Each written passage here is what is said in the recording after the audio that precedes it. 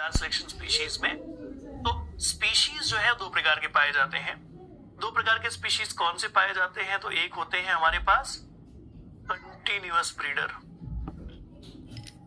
Continuous breeder, जी हाँ, nature के अंदर जो स्पीशीज है हो सकता है वो कंटिन्यूअस ब्रीडर हो, या फिर नेचर के अंदर पाई जाने वाली जो स्पीशीज है हो सकता है वो सीजनल ब्रीडर हो। ठीक, तो अब कंटिन्यूअस ब्रीडर और सीजनल ब्रीडर अगर हैं तो भी फर्क आएगा बेटा। कंटिन्यूअस ब्रीडर में बहुत जल्दी जल्दी ग्राफ ऊपर जाएगा, लेकिन सीजनल ब्रीडर में टाइम लगेगा ग्राफ को ऊपर उठने के लिए। क्यों, कैसे? जी हाँ, कैसे? कंटिन्यूअस ब्रीडर और पीरियोडिक ब्रीडर को अगर हम देखें तो उनमें कैसे फर्क होगा, क्या फर्क होगा? कंटिन्यूअस ब्रीडर मतलब रिप्रोड्यूस कंटिन्यूअसली, रेगुलरली और कंटिन्यूअसली। अच्छा, अगर बात करें सीजनल ब्रीडर की, इन्हीं सीजनल ब्रीडर्स को क्या कहते हैं? Periodic breeder. Periodic breeder. अब क्योंकि नेचर के अंदर पीरियोडिक ब्रीडर्स भी हैं,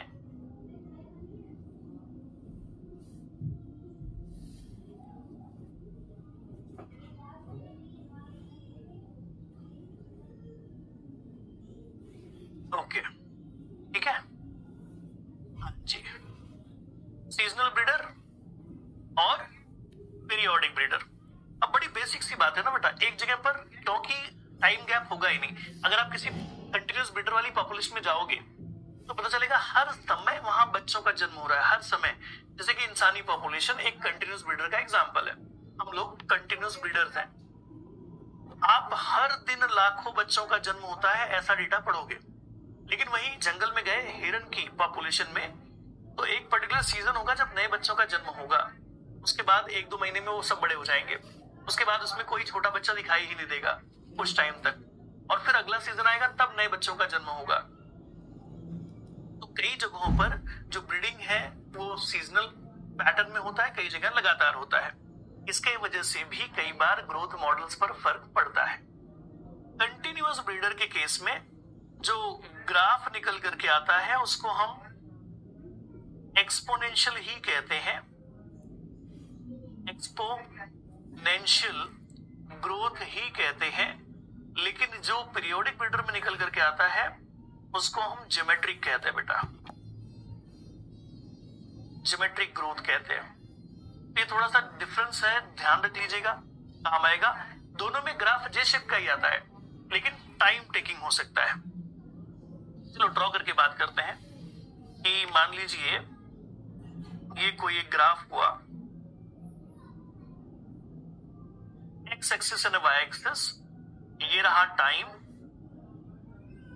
और ये रहा एन की वैल्यू, और ये रही कोई एक स्पीशीज और ये रही कोई दूसरी स्पीशीज।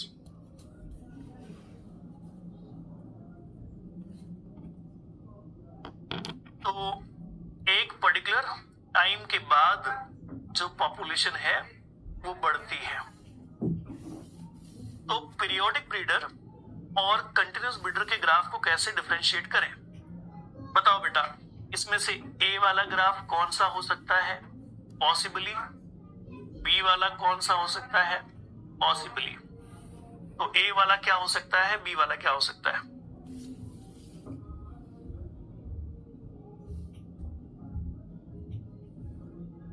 ज्योमेट्रिक ग्रोथ, हाँ जी।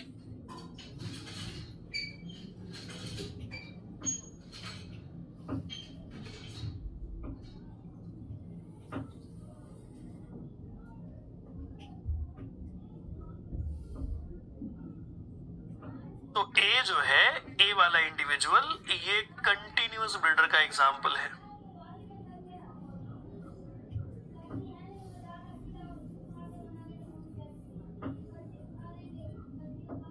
और जो बी है ये कोई पीरियोडिक ब्रीडर का एग्जाम्पल है। ये है बड़ा बेसिक सा डिफरेंस, ठीक है, ये बड़ा बेसिक सा डिफरेंस है। तो एक तो ये सारी जानकारी हो गई, एक तो ये कैलकुलेशन का तरीका हो गया। अब अगर कभी भी आप कैलकुलेशन की बात करोगे बेटा कि कैलकुलेशन कैसे कैसे आता है, तो कैलकुलेशन के लिए एक फॉर्मूला जो आपको लगाना है वो कौन सा फॉर्मूला है? सबसे पहला वाला formula, that is dn bye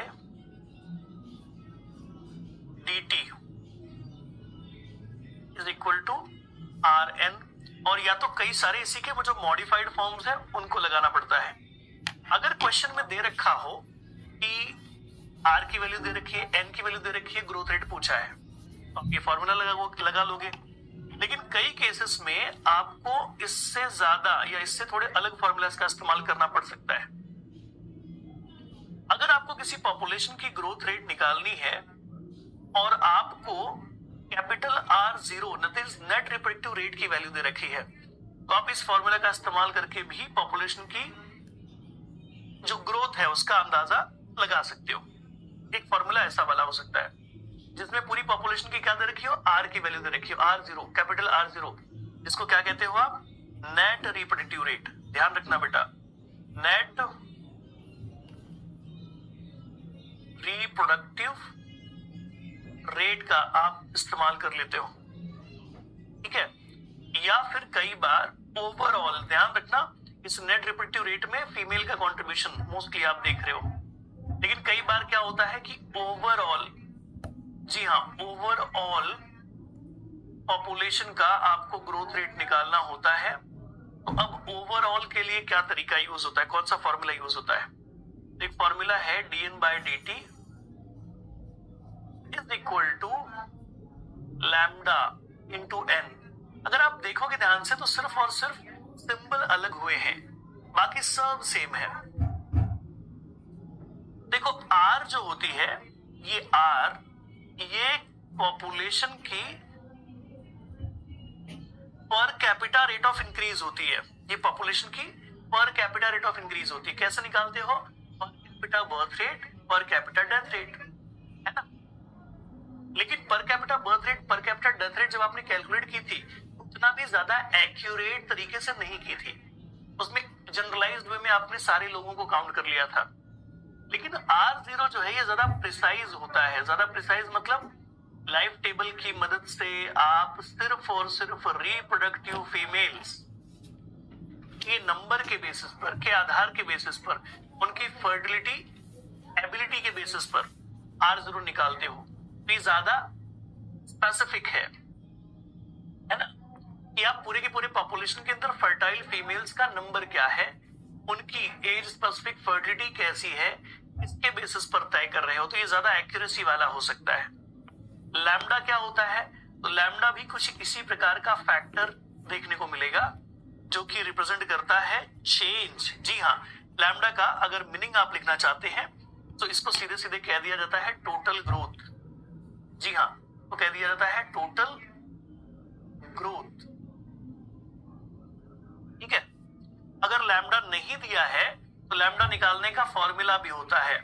क्या होता है? Capital N T plus 1 divided by capital N T।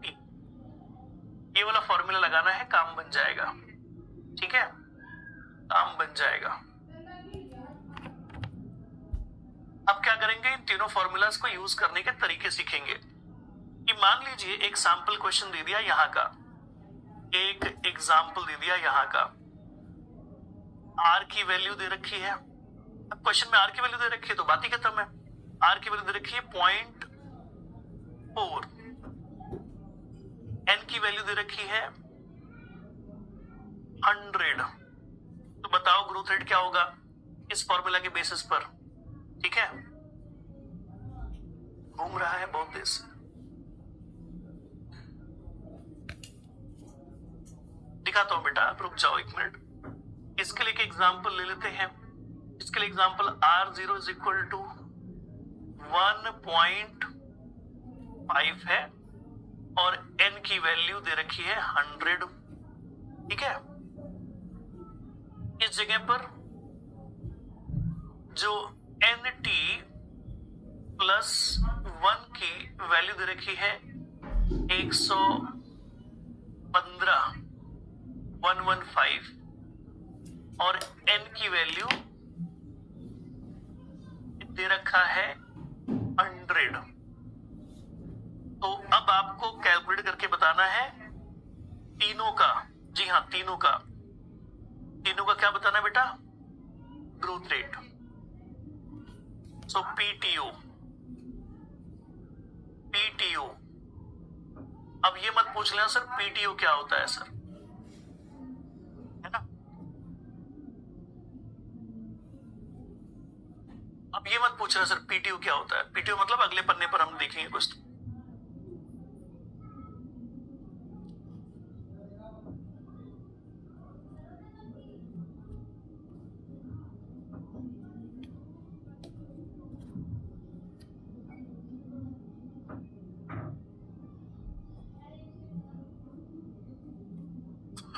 चलो जल्दी बताओ कि पहले वाले केस में ग्रोथ रेट क्या होगा, दूसरे वाले केस में ग्रोथ रेट क्या होगा, तीसरे वाले केस में ग्रोथ रेट क्या होगा।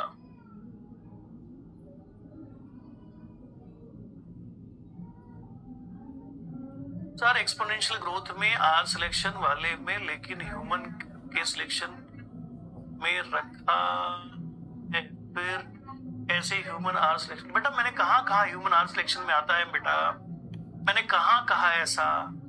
एक मामले में कंटिन्यूअस ब्रीडिंग पर्पस के हिसाब से मैं बात करूं तो जी हाँ we are the continuous breeder, समझे बेटा। और आप आर और के को इतना स्ट्रांगली पकड़ करके मत बैठो, it is just a one idea, है ना। वेरिएशंस बहुत सारे हैं, कई सारे एक्सेप्शंस मिल जाएंगे, सो डोंट रिजिड योरसेल्फ। पहली जगह पे कितना आ गया देखो 40, दूसरी जगह पर क्या आ गया देखो बेटा 1.5 है मतलब 150। यहां पर कितना आएगा चेक करो, तो 100 by this that means it will be around, ठीक है इसको मल्टीप्लाई करोगे इसके साथ। यहां पर क्वेश्चन में थोड़ा सा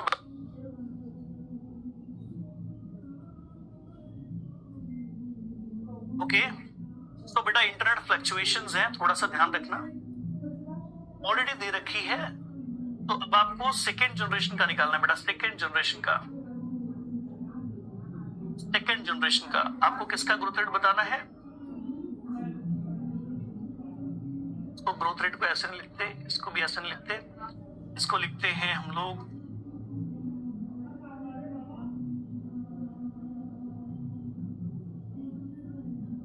आपको निकालना है सेकेंड जनरेशन का। चलो जल्दी बताओ, लैम्डा निकाल लोगे, लैम्डा निकाल करके आपका क्या आएगा 0.15 आएगा, 15 इंटू, है ना। क्या करना है, लैम्डा निकाला तो आएगा 0.15, फिर इंटू क्या करना है 115। इसको सॉल्व करोगे तो आंसर आ जाएगा।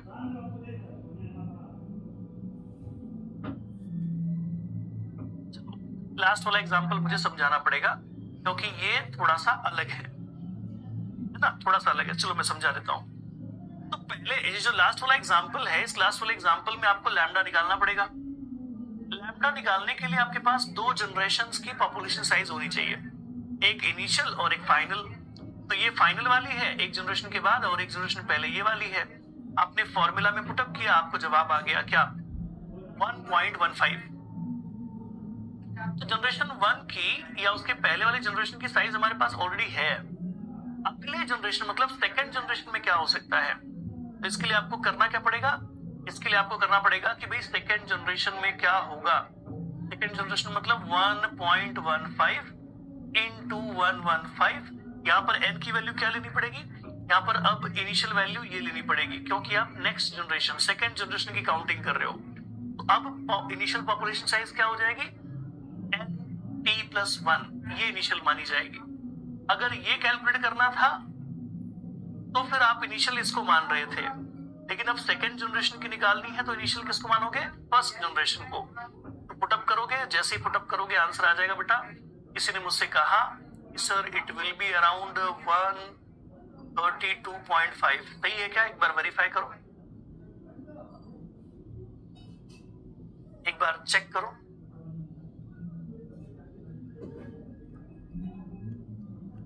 चेक करो जरा। हाँ जी, तो क्योंकि सेकेंड जनरेशन का आपको पॉपुलेशन साइज निकालना है तो इस केस में इनिशियल पॉपुलेशन साइज किसको लेना पड़ेगा? T+1 को, इसको लेना पड़ेगा। मतलब 115 को इनिशियल पॉपुलेशन साइज मानना पड़ेगा। तो कितना आ जाएगा सॉल्व करते पर? थर्ड नहीं आया समझ में बेटा, 3 बार बताया मैंने, 3 बार। एक और सैंपल क्वेश्चन लेते हैं तो शायद आपकी बात समझ में आ जाए। हाँ जी बेटा, क्वेश्चन में दिया रहता है।